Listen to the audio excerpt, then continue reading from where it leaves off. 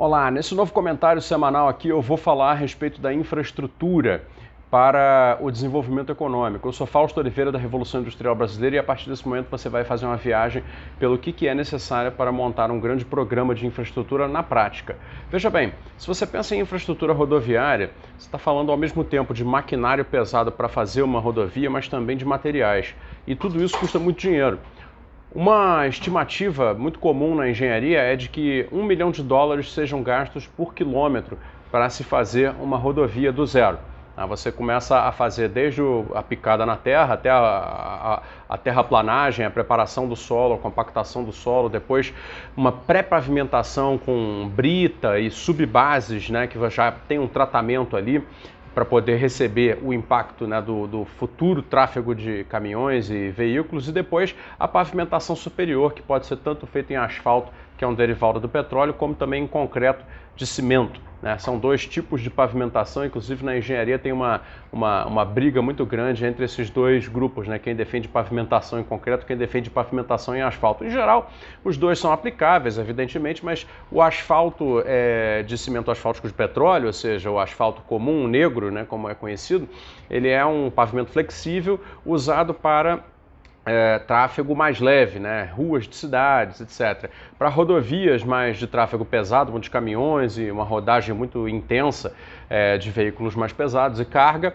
né? Em geral, a indicação é usar o pavimento rígido, né? O pavimento de concreto, exatamente também porque ele se encontra em regiões mais isoladas. E por ser em regiões mais isoladas tem que ter mais resistência também pela carga e porque vai ser menos dado à manutenção. O asfalto, por ser flexível, ele acaba tendo uma manutenção muito mais frequente. Ambas as tecnologias demandam equipamentos específicos para se produzir, né? A pavimentação asfáltica vai demandar naturalmente umas usinas de asfalto que pegam o cimento asfáltico de petróleo, misturam, secam os agregados, que são as britas, né? Secam e misturam com o cimento asfáltico de petróleo para produzir o asfalto como você conhece e depois aquilo ser então espalhado por sobre a superfície a ser pavimentada, para depois receber o aplanamento via máquinas vibrocavadoras ou pavimentadoras, como se quiser, e depois a compactação disso, né, através daquilo que popularmente se conhece como rolos compressores. Já a pavimentação em concreto, ela tem a ver mais com as máquinas moldadoras, que são tem vários nomes, são pavimentadoras de concreto que ganham nome aqui no Brasil, costumam ser chamadas de pavimentadoras de alto rendimento, né?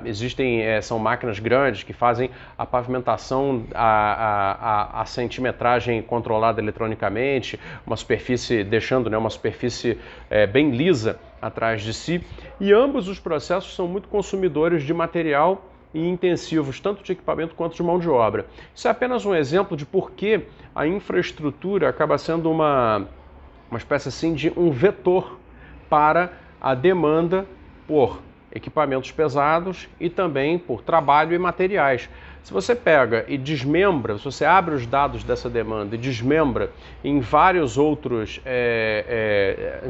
linhas, vetores de demanda, por trás dos equipamentos você vai encontrar toda a cadeia de revenda e distribuição, toda a cadeia da locação, toda a cadeia dos componentes que são necessários para se fazer tanto a fabricação quanto a manutenção dos equipamentos. Você vai ter também a cadeia dos profissionais especializados que precisam estar ali para poder operarem as máquinas pesadas e que cada uma delas exige um tipo de especialização.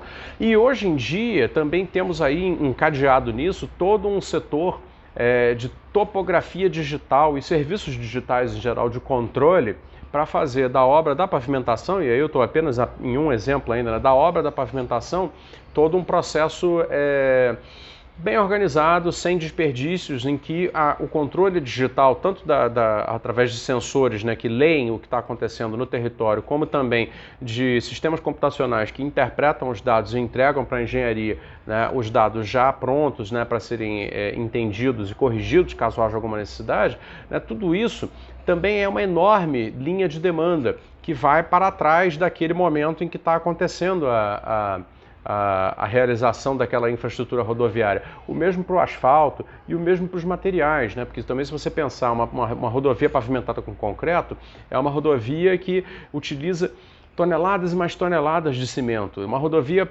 pavimentada com asfalto utiliza toneladas e toneladas de cimento asfáltico de petróleo. Ambas, né, precisam naturalmente de equipes, equipamentos e serviços para a produção desses materiais. O asfalto não é produzido na beira da rodovia, né? Quando é por usinas móveis de asfalto a quente, né, chamado CBUQ.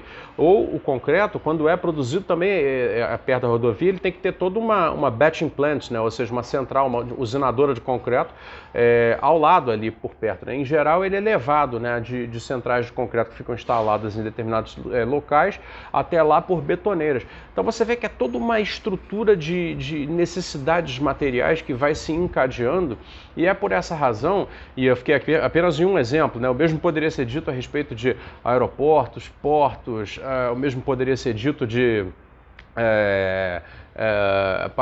urbanização, o mesmo poderia ser dito a respeito, por exemplo, de hidrovias, o mesmo poderia ser dito a respeito de tudo que é infraestrutura, energia elétrica, telecomunicações, instalação de antenas, torres eólicas. Cada grande projeto tem a sua característica técnica e essa característica técnica envolve um conjunto de demandas que vão se acumulando. E quando a infraestrutura finalmente está pronta, ela entrega muito mais do que o serviço material dela, porque a mensuração dos benefícios de uma infraestrutura quando está entregue à sociedade, ao uso da economia, vai muito além daquilo que o contrato de realização da infraestrutura prevê. Então, assim, se uma rodovia custou R$1 bilhão para ser feita, com milhares de quilômetros, etc., vamos dizer, R$1 bilhão. O R$1 bilhão significa a remuneração de tudo aquilo que foi necessário para fazê-la, né? Agora, ela continua rendendo um serviço adiante, ou seja, o tempo de vida útil dessa rodovia, né, descontadas as manutenções, mas que também são demanda, né, tudo isso, ela significa o seguinte, significa mais capacidade de prestar à economia serviços em menor tempo, né? Não se faz uma rodovia para nada, não se faz um aeroporto para nada, né? No entanto, as rodovias elas servem para encurtar caminhos para a circulação de pessoas e mercadorias. Isso significa menor tempo de trânsito, menor tempo de viagem para pessoas e mais facilidade de escoamento de produção, o que significa que todo o cálculo de custos da produção de uma determinada economia melhora conforme mais infraestrutura se tenha. Ou seja, tanto para a frente, ou seja, para a rodagem da economia na sua totalidade, como para trás, como fator de demanda, a infraestrutura é um fator central para conseguir a mobilização de capital, trabalho e intensidade tecnológica que um país precisa para evoluir no seu crescimento econômico.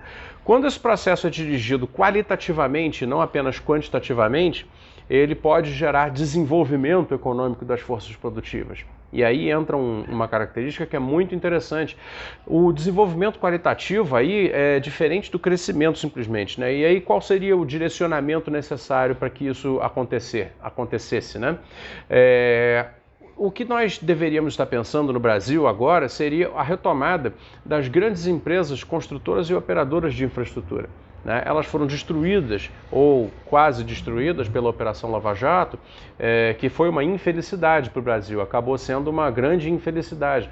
Acabou-se com a Operação Lava Jato, exterminou grandes capacidades produtivas de engenharia pesada, né, que nós construímos ao longo de um século. E aí, o resultado disso é o seguinte: agora, se faz um contrato de infraestrutura à base de concessão, PPP, esse tipo de modelação que, né, os governos mais liberais gostam de utilizar para a realização de infraestrutura no Brasil, aí temos alguns problemas. O primeiro deles é que os contratos em geral não podem direcionar os encadeamentos produtivos da infraestrutura para dentro do país. Tá? Eles, em geral, não fazem isso porque isso afasta o apetite do investidor internacional.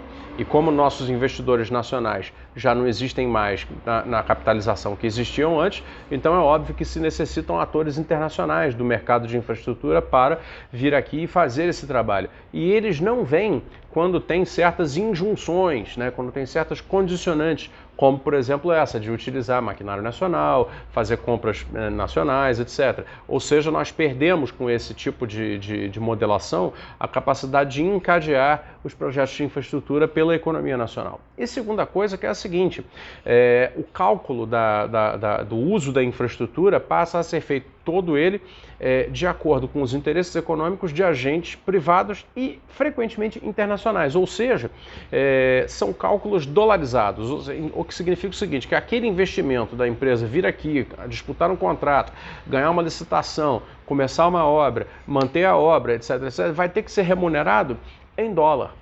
E isso é dramático para a economia do país. Isso consegue comer e reverter os ganhos de produtividade que uma infraestrutura decente tem que prover para a economia. Então, o grande problema da infraestrutura não é tê-la ou não tê-la. É claro que é sempre melhor tê-la. O grande problema é sob que condições vamos fazê-la. Né? Porque existirão condições em que ela é mobilizadora de capital nacional, portanto formadora de capital, portanto geradora de empregos em grande quantidade, em grande qualidade, e existem condições em que a infraestrutura não faz esses papéis, não chega ao ponto de cumprir com esse papel, que é quando o país aluga o seu território para capital internacional, vir aqui e usar o seu território para um projeto que no fundo é de interesse da empresa. Tá? E, portanto, apenas gera benefícios residuais, tá? Para a economia doméstica. Existem países que estão tranquilos de serem assim. Né? Eu, por exemplo, cito sempre o caso do Chile, que é um país que internacionalizou completamente a sua infraestrutura. Né? Viver no Chile é pagar para usar praticamente qualquer coisa, desde a distribuição de água até as rodovias, até as linhas de telecomunicação, etc., para empresas notadamente espanholas. Né? É uma opção. Agora, um país como o Chile, que no fundo não tem muito como almejar grandes desenvolvimentos econômicos a partir da sua própria formação de capital, porque é um país pequeno, de poucos recursos, com pouca população, etc., etc., ele acaba se conformando dentro de um projeto de país de aluguel, de um país usado por grandes potências econômicas internacionais que vem ali e deixam benefícios residuais. Também a população é muito pequena, ou seja, acaba criando uma condição média mais ou menos razoável, um arranjo mais ou menos razoável, que, claro, acabou sendo contestado, né, por grandes protestos depois, porque, no fundo, a população não via grandes vantagens de ter uma infraestrutura que era similar à infraestrutura de primeiro mundo, porém, há um custo altíssimo para uma sociedade que não tem renda para pagar esse custo altíssimo. Né? Ao mesmo tempo em que essa mesma abertura comercial que trouxe a infraestrutura similar à de primeiro mundo para o Chile, era uma abertura comercial que fazia com que o Chile não tivesse saúde pública, educação pública, etc., etc. E aí o trade-off feito na sociedade para ter esse tipo de aparência de país desenvolvido foi desvantajoso para a maioria da sociedade, que depois se levantou pedindo o quê? Pedindo um estado de bem-estar. Bom, essa é a conclusão do que acontece quando um país, por ser pequeno, não consegue ir lá e formar capital por conta própria. Né? Já o Brasil, ele não pode se dar ao luxo de não formar capital por conta própria. O Brasil não pode não ter projeto. E a infraestrutura é uma espécie assim de base, né? Uma medula de um projeto de país. Né? Tanto é assim que os grandes, né, projetadores do Brasil sempre foram grandes investidores em infraestrutura. Juscelino Kubitschek, talvez o maior deles, né, construiu logo uma capital no meio do país para trazer o centro geográfico do país, né, como centro político e centro de dinamismo irradiador de ideias e demandas. Né? E aquilo ali, o plano de metas de JK, acabou sendo um grande vetor industrializante, um vetor de crescimento, como até hoje na história não houve paralelo. A mesma coisa com os governos anteriores de Getúlio e depois também com o segundo PND no governo militar. E há 40 anos que o Brasil já não investe mais nem na sua infraestrutura, nem nas suas capacidades produtivas, né? E é urgente que volte a fazê-lo, porque senão esse processo que vai se encadeando pela sociedade para gerar riqueza, ele passa a ficar amortecido.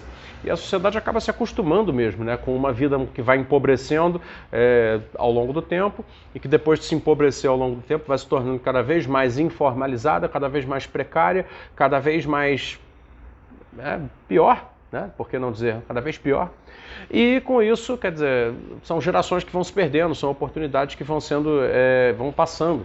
Né? E a nossa capacidade de se aproximar dos níveis de renda de países desenvolvidos vai se exterminando. Bom, era isso o meu comentário de hoje. Fico por aqui. Um abraço, até a próxima.